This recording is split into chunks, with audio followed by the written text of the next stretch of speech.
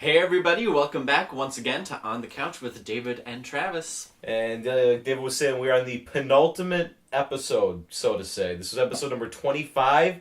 Do You Love Me? It is part one of the TV ending. Mm-hmm. It's kind of hard to talk about how it works as an ending until you've seen the second Yeah, half. I was gonna say it's very much a first part. Yeah. Well, it's extremely interesting. It's rough, not in a bad way. No, it's but intentionally rough. You can tell Yeah. this is where the budgetary stuff really came into play, but they embrace it and go full force with it. The complaint, and well, I'm someone who's seen the series multiple times, and I've read some of the supplementary stuff. So for me, I can sort of understand what's going on, but it is on its own very inaccessible. We're talking about just in the course of an episode on its own. Mm-hmm. And I brought this up last time, but the end of the previous episode and the beginning of this episode just feel so far separated. Like you almost missed something. Yeah, there is a piece that is gone. So the idea here is that this ending, the TV ending, is either an alternate ending to the movie, or perhaps as you see it, maybe during the movie. But the idea is what we're watching right now is Shinji deciding if he wants to go into human instrumentality, which is something they've talked about a lot in the show. We don't fully know yet, but they don't really. Well, they're never really going to tell you. The idea is that it's the next stage in human evolution, and it is, instead of us having conscious bodies, everybody is put into one hive mind of some sort of indescribable being. And this just explores sort of... It's formatted very interestingly, and a friend brought this up to me when he was watching it, where it's almost like a therapy session with the characters. Kind of. But at the same time, it works on the level where it's almost a therapy session with the viewer as well.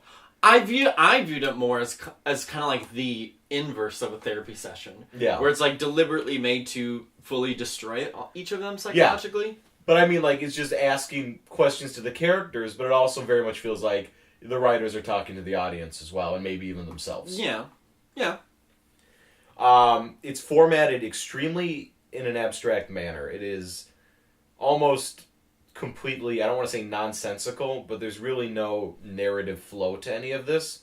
No, not really. But that's not to say it's not entertaining, which I think is extremely interesting. It's interesting. It's just very vastly different from particularly the Masato section. Mm-hmm.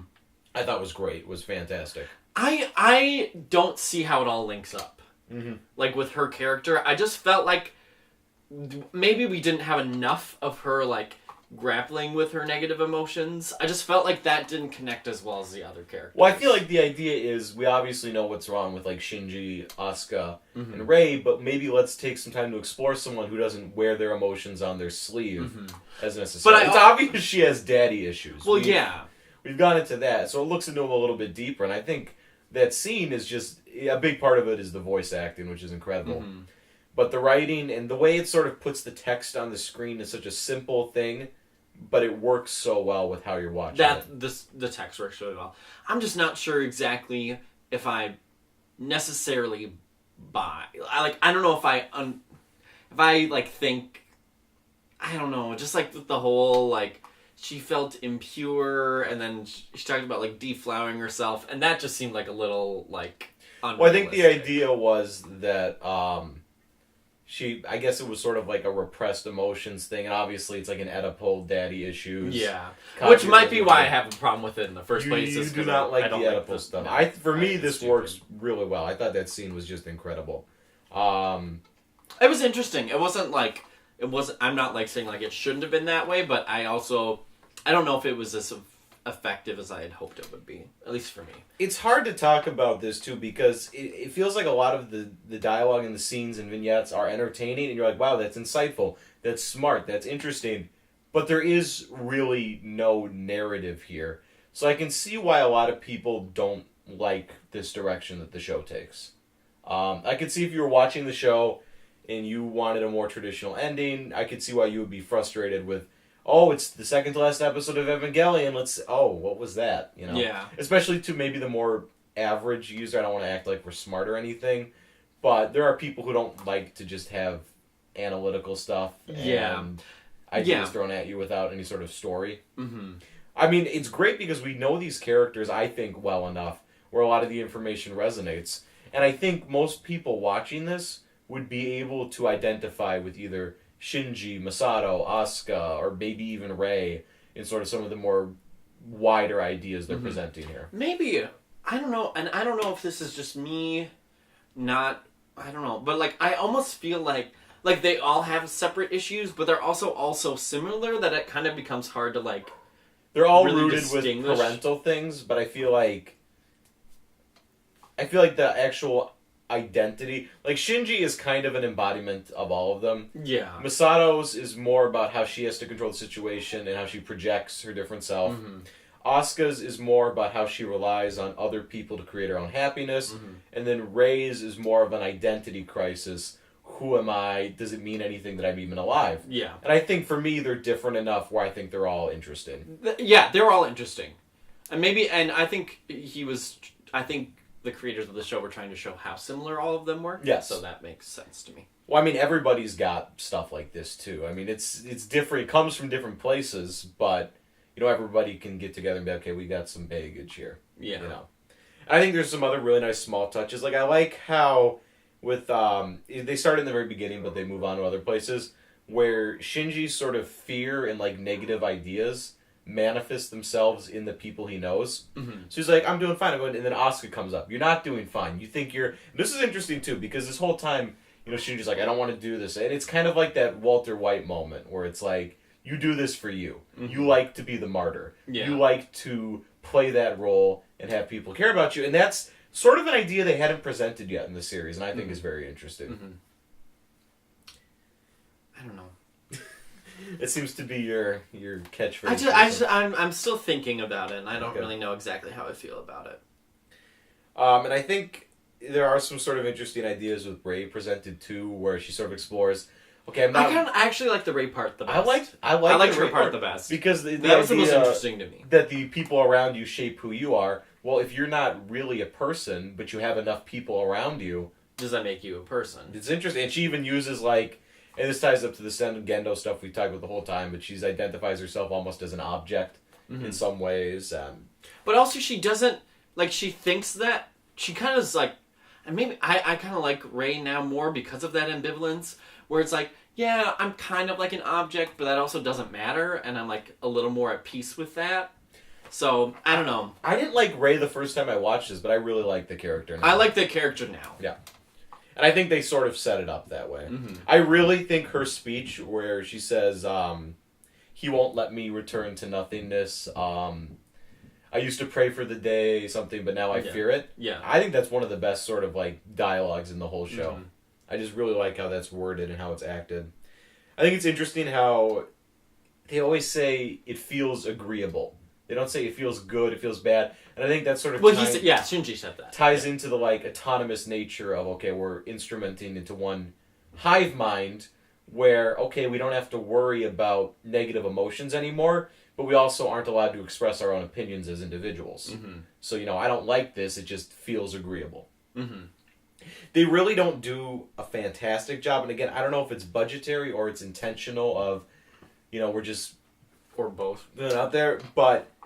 It's really not... really stagnant. Well, the whole idea of human instrumentality and that even being what's going on here is explained in one really short title card. Where it's like, what's happening right now? It's human instrumentality. And you're like, oh. Wait, what is it? And maybe that's why I don't know. There's just something about this episode that just doesn't... It just doesn't feel like it's fully realized. Oh, that's why there's a second part to it. This ending is very much 1 hour long thing. It's very much, we didn't plan this to be 2 episodes. We made one long thing and cut it right in the middle. Okay. So it'll be interesting to look at sort of how this compares as an ending to the other one and how it compares with its full half. But, yeah, it's weird as just a plain episode. Let's say you had never seen any of the show and you just watched this, you'd be completely lost and you probably won't like it at all. Yeah. This was an interesting thing. So they really sort of hint here, I think, in sort of these flashbacks, that Asuka's mother not only committed suicide, but tried to get her to do it with her. And I think that sort of more answers That's the question freaky. we had where, did Asuka try to kill herself? And I think, well, yes, then. Mhm. Because that's sort of a big part of her past. Yeah, She was that's in the bathtub, freaky. but we didn't know for sure. Yeah, that is freaky. That's horrible. And then, I almost wonder, they have this sort of speech at the end where they say, this is the ending you forged yourself. This is what you created. And I almost wonder if, again, they're talking to us, the audience, where it's like, you guys are the reason why we're doing this. Like or maybe they're talking to production. But it's portrayed in a negative way. Well, that's the great thing I do kind of like about this, is everything is displayed as, you guys have real problems. This is an issue. But you can also feel that I think the people writing this are going through some of those things, so it's like, that's something a lot of people can relate to. We know we have problems, we know we do the wrong thing, but we still do it. And maybe this is why I have this weird feeling about this episode, but like, it's great. It's interesting to kind of dive into all these negative relationships and ideas that people have, but without some kind of like one character who's like at least somehow managing to cope with it. It just kind of devolves into a mess. I don't think so. That's how I feel about it, because it's like there's no guiding force of... There's no positivity. And it's not even positivity. It's just like, what do we do? Like, what do I do with this? Like, what do we do when this thing happens? And like, it's kind of that idea. It's like that depression manifested, where it's like you're so deep into it that you have no... It feels like there's no escape route, and there actually is. But like when you are in that emotion in the moment, it feels like there is none. So I feel like they display that very well. But at the same time, if you're trying to tell a story and trying to tell like an overarching narrative, I feel like there has to be some glimmer of like, this is a person who's handling this appropriately. Yeah, we're not going to get that. Yeah. So, and I feel like that's... I don't want to say lazy, but I'm going to say lazy. I don't think it's lazy. I think they purposely just wanted to do... They didn't even... Because I feel like I see it as not this is representative of all the people in the world. This is representative of these tropes and types of people and why these people are the way they are. What's the answer? Oh, they've got major problems in the head and they all have sort of their own thing, but it's all connected. I don't think but then when you take like characters like Misato and Ritsuko who do have strength and then you take away all of that strength, it is basically saying everyone in the world has problems. But then it forgoes the idea that, all right, everyone in the world has problems, great. Well, it is also important to consider that, we are sort of at the pre-climax of this show as a narrative. Mm-hmm. And what do you do before the pre-climax? You have to show every character at their absolute lowest before they can rise up. So that could also be a result of where we are. Yeah. But you're right, thinking of it as just an episode, it doesn't offer any sort of, I don't want to say solution, but any sort of way out. And it doesn't even have to be a solution, but it just feels like it's just like you have all of these negative emotions, you kind of throw them out, and then you let them fall. And that's what it feels like to me, is just like they're just like... But see, for me, I kind of like that. I feel like we're so used to it's going to be okay. Mm-hmm. And I like seeing something that says, it's not going to be okay. It's going down, and we're not coming back. I like that. And it's a subjective thing. It's not right or wrong. It's interesting, but I don't know. To me, why I also don't like super sweet and saccharine stuff is because it completely neglects all the negative. But this is almost the exact opposite, where you go, everything sucks, everything's horrible, everyone has problems, everyone has issues, everything's horrible, we should just all die. And that's just too easy, I think. And again, I think we'll get a little bit of an answer to that in the second part of this. But at the same time, I feel if there are overtly saccharine shows and there are overtly mundane shows, well, I can't think of any shows that are just so incredibly cynical. I don't even think it's cynical. Whatever word you think in your mind that's going to describe it, that's what I'm trying to say. Yes, Because I'm just going to throw out words and you're going to say, I'm not thinking this. So it's whatever you're thinking. I'm okay with that. I'm ready for a show at that. It's, for me, refreshing, because sometimes things are negative. Sometimes there is no way out. It shouldn't be that way in real life, and it shouldn't be that way every day, but this is just one show. That's true. And I mean, that's something to keep in mind here, too. Me and David aren't going to have answers or analyzations of everything here on out. It's I'm still like just trying it's to going to have process to it. be just our sort of initial reactions, what we thought, what we felt, because you'd have to look at this for a long time to get some any sort of concrete thesis of what's going on. I like at the end they use kind of that like the play I like and that like it's a the stage. imagery. Yeah, that's Well, interesting. I mean, it kind of goes back to that Shakespeare idea of like the whole world's a stage, and really like since, if you want to get into like different theory stuff, but basically like there's the world around us, and then we have to interpret it through our own lens. So there's no such thing as an objective reality because we're all interpreting it in a different way. So like kind of the world is all a stage because we have to construct everything we see ourselves, and our brain like physically does that without even us thinking about it. So that I like that because I feel like that was a strong imagery. You could connect it thematically to the religious aspects and themes of the show as well, I think.